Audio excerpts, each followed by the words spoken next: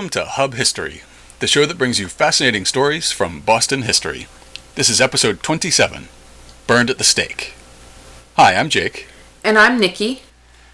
Just a note before we get started. First of all, we frankly described several acts of brutal violence in the show this week. And we're also going to be dealing with matters of race this week, and at times using the racial language of our 17th and 18th century sources, which are not the terms we'd use today. If you usually listen to the show with children, you may want to consider listening to this episode alone first, and then deciding if it's appropriate to share with them. We're local history buffs and former tour guides, and it seems like everyone who comes to visit our city believes that the accused Salem witches were burned at the stake. While it's true that European witch trials sometimes ended in burning, that never happened in Massachusetts. The few women who were convicted as witches in Boston, and the 14 women and 6 men who were executed as a result of the Salem witch trials were all hanged, all except Giles Corey, who was pressed to death when he didn't enter a plea. Witchcraft was not only a crime against the state, it was also considered a deep offense against God. But for this terrible crime, the sentence was hanging. And yet there are 2 instances in Boston history in which women were executed by burning them at the stake. One in 1681, and one in 1755. What crime could possibly be worse than witchcraft in Puritan Massachusetts? What crime would carry a sentence of execution by fire? We're going to explore those questions this week, but first, it's time to take a look at what's coming up in Boston history. Monday is May 1st, and on May 1st, 1627, the white settlers in a community located in today's Quincy decided to throw a party. The community was founded as a trading venture known as Mount Wollaston, one of a number of commercial settlements on Boston Harbor prior to the Puritan Great Migration. The indentured servants who made up most of the workers in Mount Wollaston rebelled in 1626, setting up a new, free community that they called Merrymount. The white settlers considered themselves as equals and freely associated with the local Native Americans. Their de facto leader, Thomas Morton, said that there were 2 types of people in New England: Christians and infidels, and the infidels were most full of humanity and more friendly than the other. In 1627, Morton and his merry band decided to celebrate the traditional English holiday of May Day. They would host a huge feast, raise a maypole, invite their Massachusetts neighbors, and hopefully attract some brides. Thomas Morton described the festivities. The inhabitants of Merrymount did devise amongst themselves to have revels, and merriment after the old English custom, and therefore brewed a barrel of excellent beer, and provided a case of bottles to be spent, with other good cheer, for all comers of that day. And upon May Day they brought the maypole to the place appointed with drums, guns, pistols, and other fitting instruments for that purpose, and there erected it with the help of savages that came thither of purpose to see the manner of our revels.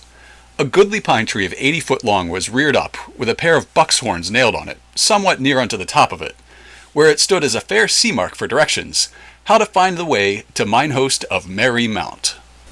When word reached the Plymouth Pilgrims, they were shocked that someone was celebrating the old pagan holiday of May Day. Governor William Bradford took a dim view of the party, saying, "They set up a maypole, drinking and dancing about it many days together, inviting the Indian women for their consorts, dancing and frisking together like so many fairies, or furies rather, and worse practices, as if they had anew revived and celebrated the feasts of the Roman goddess Flora, or the beastly practices of the mad Bacchanalians." One imagines that he just couldn't stand the thought of someone having that much fun, while Plymouth starved and struggled. The party was a great success, and was repeated the following May. However, the month after that, an armed militia from Plymouth took over Merrymount and arrested Morton, putting an end to the fun. We'll have the full story of Merrymount in a future episode on pre-Puritan settlements on Boston Harbor, and you can check the show notes this week at hubhistory.com/027 for an artist's rendition of the maypole being chopped down. For a different perspective on the early siege of Boston, here is a letter written on May 2nd, 1777, by the wife of a British soldier who had been captured during the march on Concord and Lexington. Loving brothers and sisters, the 19th of April the engagement happened, and my husband was wounded and taken prisoner. But they use him well, and I am striving to get to him, as he is very dangerous.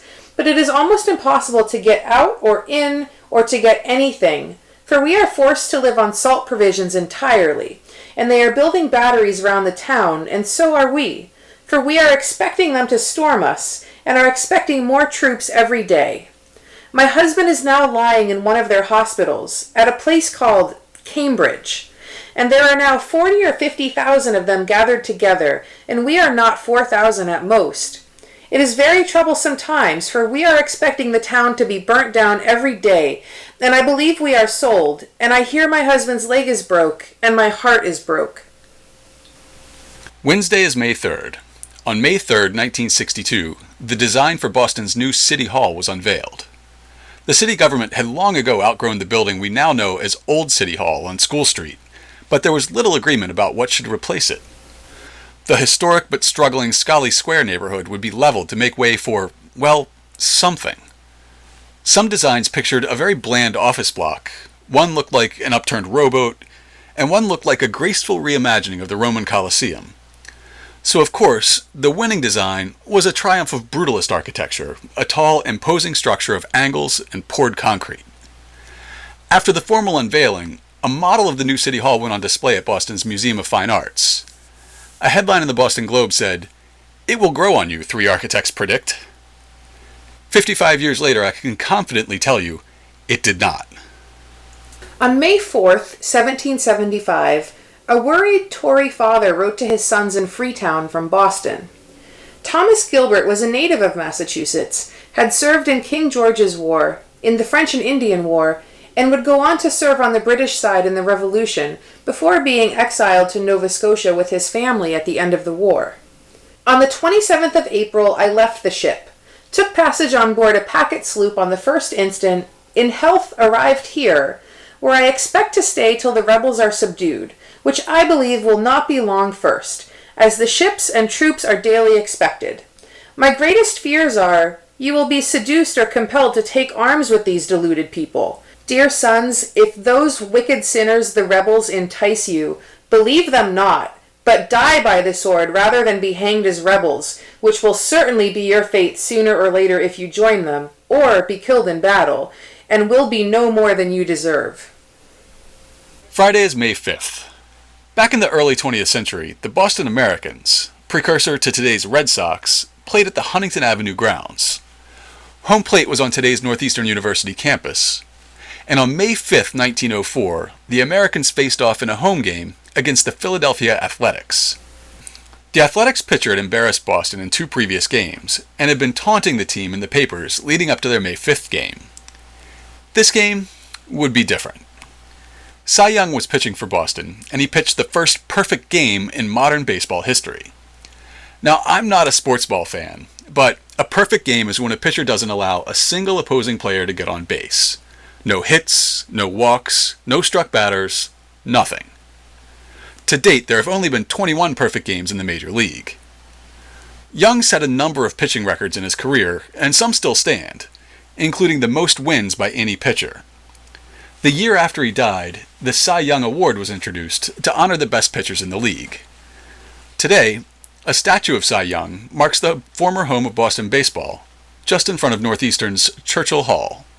On May 6, 1970, Mayor Kevin White announced a massive revitalization project for Faneuil Hall.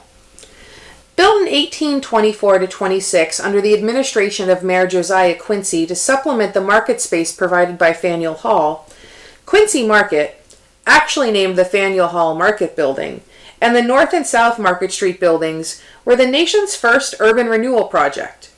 The complex was designed by architecture Alexander Paris and built at a cost of $150,000 on what had been the town dock.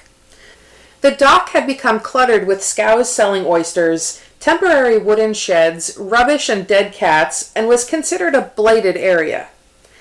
The Faneuil Hall Markets project calls for the creation of a unique 6-acre historic district that will include small shops and office space, outdoor cafes, restaurants, and a pedestrian mall.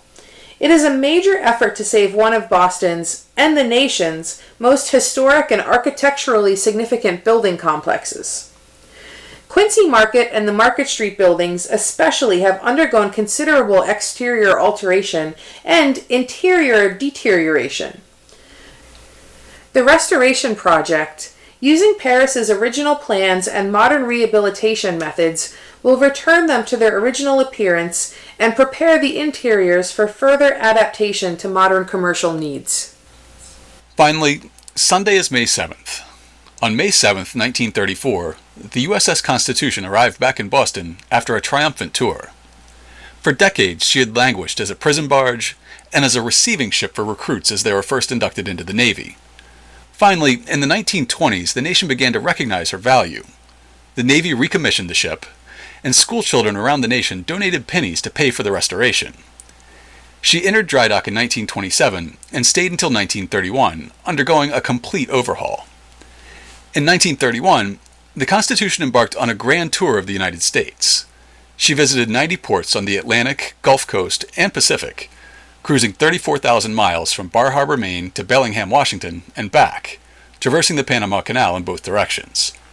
In the show notes this week, we'll have a link to a series of scrapbooks kept by the sailors who were aboard the Constitution for that epic voyage. You can read those and notes on all this week's historical anniversaries at hubhistory.com/027. And that brings us to the series of sad stories that we want to talk about this week. Researching this episode has been depressing and at times exhausting, but we hope that you'll find it interesting. Late one night in July of 1681, 2 houses caught on fire in the sleepy village of Roxbury. First, the home of Dr. Thomas Swan, and then, a few minutes later, the home of Joshua Lamb. Both fires started near a door, not by the fireplace, and the fires were quickly determined to be the result of arson. Suspicion soon fell on an African-American woman named Maria, who was enslaved in Joshua Lamb's household. She was arrested, along with 2 enslaved men from nearby households, and imprisoned in Boston to wait for the next session of the Court of Assistance. At trial, Maria pleaded guilty to the charge of arson. She described how she carried out the crimes while her friends, Chevalier and Coffey, watched from beneath a nearby fence. First, she snuck into Dr. Swan's house and left a smoldering coal from the fireplace on a wooden floor in front of a bedroom door.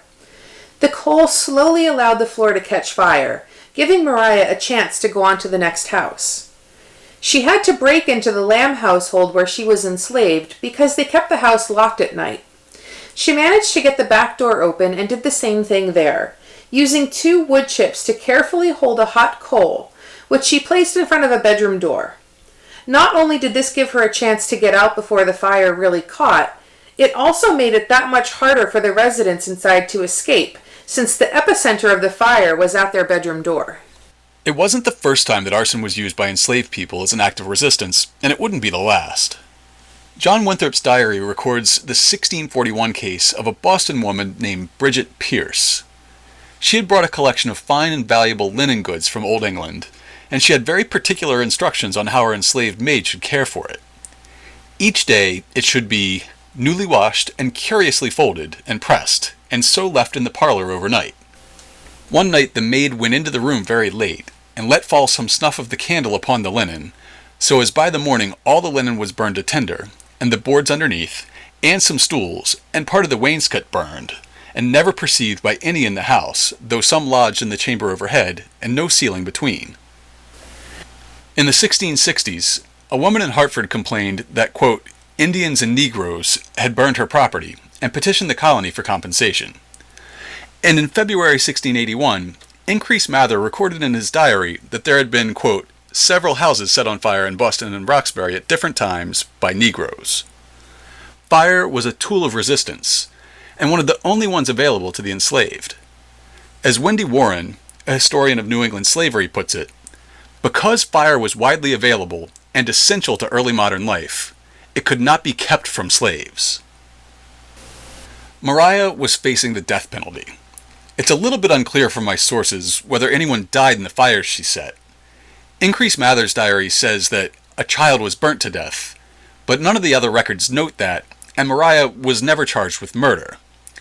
Either way, arson was still a capital crime under a Massachusetts law passed in 1652. And if any person of the age aforesaid, 16 years and upwards, shall after the publication hereof wittingly and willingly and feloniously set on fire any dwelling house, meeting house, storehouse, or shall in like manner set on fire any outhouse, barn, stable, lean-to, stack of hay, corn, or wood, or anything of like nature, whereby any dwelling house, meeting house, or storehouse cometh to be burnt, the party or parties vehemently suspected thereof shall be apprehended by warrant from one or more of the magistrates, and committed to prison, there to remain without bail till the next court of assistance, who, upon legal conviction by due proof, or confession of the crime, shall adjudge such person or persons to be put to death, and to forfeit so much of his lands, goods, or chattels, as shall make full satisfaction to the party or parties indemnified. 3 days after Maria set her 2 fires, an enslaved man named Jack was accused of setting fire to a house in Northampton by accident while looking for food to steal. After being given 100 lashes by his owner, Samuel Wolcott, he vowed that he would hang himself if he ever got the chance. Instead, he escaped from his cruel owner and was on the run from the authorities. If fire was one tool of resistance that was always available to enslaved people, suicide was another. In this week's show notes, we'll link to an episode of the Ben Franklin's World podcast that deals with death, suicide, and slavery in colonial America, where you can hear more about why some slaves would choose self-destruction. Jack was brought to Boston and stood trial at the same court of assistance as Maria. His case was also a capital case, despite no one having been injured in the fire he accidentally set. On September 6, 1681, the Court of Assistance, presided over by Massachusetts Bay Colony's Governor Simon Bradstreet, pronounced sentence on Maria for arson. The prisoner at the bar pleaded and acknowledged herself to be guilty of the fact, and accordingly, the next day, being again brought to the bar, had sentence of death pronounced against her by the Honorable Governor, that she should go from the bar to the prison whence she came, and thence to the place of execution, and there be burned. The Lord be merciful to thy soul, said the governor. Where the slave Jack had previously threatened to hang himself due to his owner's cruelty, the Court of Assistance would make that threat a reality. The same day, he received this sentence: that he should go from the bar to the place whence he came, and there be hanged by the neck till he be dead, and then taken down and burnt to ashes in the fire with Maria. The Lord be merciful to thy soul, said the governor. As we heard, the law called for arsonists to be executed, but the additional measures specified in these sentences went beyond just death. Burning a criminal's corpse was a form of punishment that continued after death, denying the sufferer a Christian burial, and thus any chance of redemption during the Second Coming. It was not uncommon under English common law at the time for any felony considered particularly heinous. Maria's sentence of burning at the stake was probably a form of lex talionis, or the law of retaliation. The Puritans of Massachusetts were strong believers in Mosaic law, which called for an eye for an eye, even when civil law had no such requirement. In this case, Jack was given the lighter sentence of death by hanging, as his arson was accidental, while Maria was given burning for burning, since her act of arson was also seen as attempted murder. There's also a tradition in English law that many forms of execution were considered immodest when used on a woman. Torture, drawing, quartering, and hanging were all seen as too revealing of a woman's body, so Maria's sentence may also have been an attempt to preserve her modesty. Coffey and Chevalier, the enslaved men who were charged as Maria's accomplices, were sentenced to transportation. They were held in jail briefly, then put aboard ships headed for the Caribbean. There, they'd be pressed back into slavery on the sugar plantations, where the average lifespan for a slave was less than 7 years. A few days after the sentencing, Increase Mather's diary records that they'd been carried out. 1681, September 22nd. There were 3 persons executed in Boston: an Englishman for a rape, a Negro man for burning a house at Northampton, and a Negro woman who burnt 2 houses at Roxbury July 12th, in one of which a child was burned to death. The Negro woman was burned to death, the first yet who has suffered such a death in New England. There is only one other recorded case of an execution by fire in the history of Massachusetts, almost 75 years after the death of Maria and Jack. The second case takes place in 1755 during the administration of Governor William Shirley. This was well after the Puritan theocracy of early Massachusetts Bay came to an end, and during a time when, as we heard in last week's podcast, Boston was supposed to be the most refined, cultured city in North America, and yet it was still possible for a woman to be publicly burned at the stake. On July 1st of that year, a Charlestown resident named John Codman died. The next day, a coroner's inquest determined that he had been poisoned with arsenic, and suspicion fell on the enslaved members of his household. A man named Mark was arrested and interrogated, and he soon revealed a conspiracy to murder Codman. Mark was a literate man and had read the Bible. His scriptural study led him to believe no sin would be committed if he could end Codman's life without shedding his blood. Mark, along with enslaved women belonging to Codman named Phyllis and Phoebe, had quietly reached out to slaves in the households of 2 Boston doctors to try to acquire poisons with which they could kill their owner. One of the enslaved men they approached turned them down, while another provided a quantity of arsenic. Another enslaved man gave them a quantity of a material known in the sources as black lead. That is probably a form of lead sulfide crystals known today as galena. It may have been used in glazes by a Charlestown potter. Phoebe and Phyllis would mix small quantities of arsenic and black lead into Codman's food, sometimes serving it to him directly and sometimes allowing his daughter to serve the tainted food. Finally, on July 1st, they were successful, and Codman was killed by the arsenic in his gruel. Phyllis and Mark were charged with a crime known as petite treason, and it was the only time in the history of Massachusetts when this crime was prosecuted. Where the crime we now know as treason, known then as high treason, was an offense against royalty, petite treason, or petty treason, was reserved for others who attempted to upend the natural hierarchy of a very hierarchical society. As one historian recorded, this crime was restricted to 3 classes of cases. 1, where a servant killed his master or mistress. 2, where a wife killed her husband. And 3, where a clergyman killed his prelate, or the superior to whom he owed canonical obedience. The sentence in the case of a woman was that she be burned to death, and in the case of a man, that he be drawn to the place of execution, and there hanged by the neck until he be dead.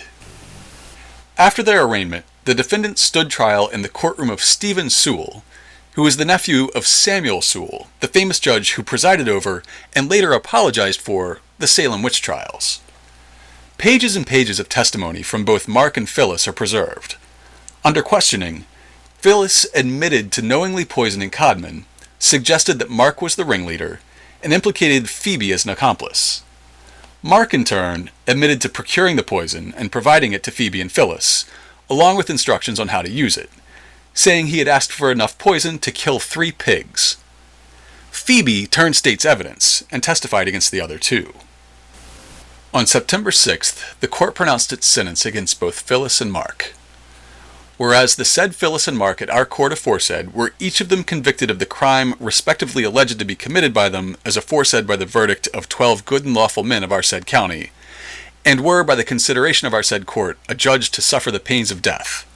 Therefore, as to us appears of record the execution of which said sentence doth still remain to be done, we command you therefore that on Thursday the 18th day of September instant, between the hours of 1 and 5 o'clock in the daytime, you cause the said Phyllis to be drawn from our gaol in the county of Middlesex aforesaid, where she now is, to the place of execution, and there be burnt to death. And also that on the same day, between the hours of 1 and 5 o'clock in the daytime, you cause the said Mark to be drawn from the gaol in our county of Middlesex aforesaid, where he now is, to the place of execution, and there be hanged up by the neck until he be dead. For her testimony, Phoebe was able to escape trial.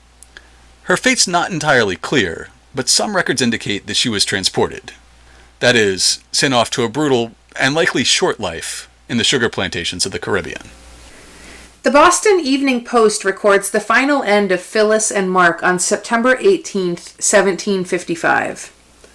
Thursday last, in the afternoon, Mark, a Negro man, and Phyllis, a Negro woman, both servants to the late Captain John Codman of Charlestown, were executed at Cambridge for poisoning their said master, as mentioned in this paper some weeks ago. The fellow was hanged, and the woman was burned at a stake about 10 yards distant from the gallows. They both confessed themselves guilty of the crime for which they suffered, acknowledged the justice of their sentence, and died very penitent. After execution, the body of Mark was brought down to Charlestown Common and hanged in chains on a gibbet erected there for that purpose. Imagine for a moment how terrible that death must be. A sturdy wooden post was driven into the ground with a pile of wood around it. Phyllis would have been led to this pyre and firmly tied to the post. A torch would have been touched to the kindling, starting the bonfire around her. The pain would have been almost instant and excruciating, as her 18th century garb burned from her body. She would have been entirely unable to cry out, due to another tradition of burning at the stake. As a historian recorded, to mitigate the sufferings of felons at the stake, the executioner usually fastened one end of a cord to the stake, and bringing this cord around the neck of the woman, pulled it tightly the moment the torch was applied, and continued to strain until life was extinct, which, unless the cord was sooner burnt asunder, generally happened before the condemned had suffered much from the intensity of the flames. I question that historian's assertion that the condemned didn't suffer much. I don't think the sensation of being strangled distracted her in any meaningful way from the sensation of being burned alive. The strangling was likely for the comfort of the crowd. It kept her cries from disturbing the witnesses of her death, as she wouldn't have been able to draw enough breath to scream. In that Boston Evening Post article, it mentions that Mark's body was brought to Charlestown Common and hanged in chains on a gibbet. The practice of gibbeting a body was well established in England and North America at that time. After execution, the body of the condemned would be hung from a gallows-like structure, either in a cage or wrapped up in iron chains. This was done publicly, both as a deterrent to future crime and as another form of punishment after death, to deny the condemned a Christian burial and any hope of redemption in the resurrection. In some cases, the body would be painted with tar as a preservative, and it's likely that the chains a body was wrapped in would help maintain its structural integrity. There's no record that Mark's body was tarred, but there is ample record that his body hung in Charlestown for many years. One account of the case recounts Josiah Bartlett's research, stating that the body of Mark is said by Dr. Bartlett to have remained on the gibbet until a short time before the Revolution. Certain it is that when Dr. Caleb Ray passed through Charlestown on the first day of June 1758, on his way from Danvers to join the regiment of which he had been chosen surgeon in the expedition against Ticonderoga, he found the body hanging and, having examined it, recorded in his journal that Mark's skin was but very little broken, although he had hung there near 3 or 4 years. We have no firm account stating when Mark's body was cut down or decomposed, but it remained long enough for its location to become a local landmark. It remained a landmark when Paul Revere embarked on his famous ride some 20 years later. In a 1798 letter to Jeremy Belknap, the minister and founder of the Massachusetts Historical Society, Revere described the beginning of his ride to Lexington. I set off upon a very good horse. It was then about 11 o'clock and very pleasant. After I had passed Charlestown Neck and got nearly opposite where Mark was hung in chains, I saw 2 men on horseback under a tree. Sandwiched between these 2 tragic executions by fire is another case one will call a near miss. After a series of suspicious fires in March of 1723, an enslaved man named Diego was arrested. He confessed to burning the house belonging to his master, John Powell, but under questioning indicated that there was a larger conspiracy among the African Americans in Boston to burn the town as an act of resistance. Indeed, even while Diego was behind bars, a series of arsons and attempted arsons continued. Governor Dummer issued a proclamation blaming, quote, some villainous and desperate Negroes or other dissolute people for entering into a wicked and horrid combination to burn the town. In response, the town formed a military watch to hunt for the perpetrators. In a town meeting on April 15th, Boston passed a series of restrictions against, quote, Indians, Negroes, and mulattoes, which imposed a curfew prohibiting them from assembling, from leaving their masters' houses at night, and even restricted what type of work they could do. though the town watch had been charged with apprehending, quote, Negro and mulatto servants who were out after 10 p.m. since at least 1736. Against this backdrop, some called for Diego to be burned at the stake, as Maria had been, as an imposition of Mosaic law, burning for burning. A counter-argument came from an unexpected quarter. Reverend Cotton Mather not only argued against the sentence of death by burning, he went as far as suggesting that the fires were God's retribution for the white citizens' unjust treatment of their enslaved brethren. First, the burning of the town has been threatened, and there have been many fires kindled. Our God calls us not only to thankfulness for our preservation, but also to consider what we have to do, that such a desolation by those or some other hands may be prevented. Contention, burning for burning, was required by the word of the glorious God, fulfilled by his hand. And considering by what hands the town has been so endangered, there can be nothing more seasonable and reasonable than for us to consider whether our conduct with relation to our African slaves be not one thing for which our God may have a controversy with us. Are they always treated according to the rules of humanity? And much more, Christianity, which is improved and ennobled humanity. Are they treated as those that are of one blood with us, and those that have immortal souls in them, and are not mere beasts of burden? In the end, 8 enslaved Africans and 1 white indentured servant were arrested for the 1723 arsons. 1 died in prison while awaiting trial. 5 were acquitted. There is no record of the outcome for 2, and Diego, who had confessed to the capital crime of arson, was sentenced to death. However, despite the wishes of some Bostonians, he was executed by hanging and was not burned. Though there are only the 2 recorded cases of people being executed by fire in Massachusetts, the possibility of burning at the stake hung over the heads of Massachusetts citizens, especially enslaved women, for a century. From the case of Maria, that was recorded by Increase Mather in 1681, to the close call of Diego, as pondered by his son Cotton Mather in 1723, to the sad case of Phyllis, who was burned to death in 1755. The laws regarding petite treason remained in effect until 1785, being repealed after Massachusetts adopted its constitution. That same year, Cotton Mather's son, the Reverend Samuel Mather, passed away, meaning that the law spanned 3 full generations of the Mather family. During this long era, many white people committed arson. None of them were burned to death. To learn more about the history of execution by fire in Massachusetts, check out this week's show notes at hubhistory.com/027. We'll have a link to a paper on the case of Maria presented at a meeting of the Colonial Society of Massachusetts in 1900, an article about Phyllis and Mark's case published by the Massachusetts Historical Society in 1883, and a 2014 dissertation on slavery and other forms of unfreedom in colonial Boston. We drew heavily from these 3 articles in writing this week's episode.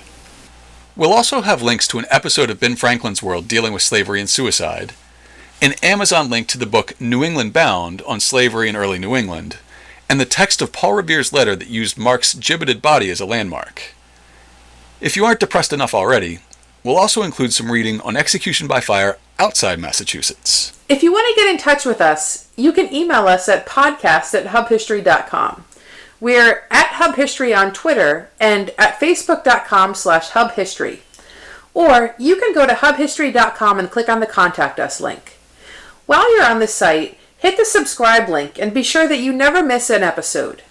If you subscribe on iTunes, we'd love it if you could write us a brief review. It's the best way to help others find the show. That's all for now. We'll be back next time with a show about the 1919 Boston police strike.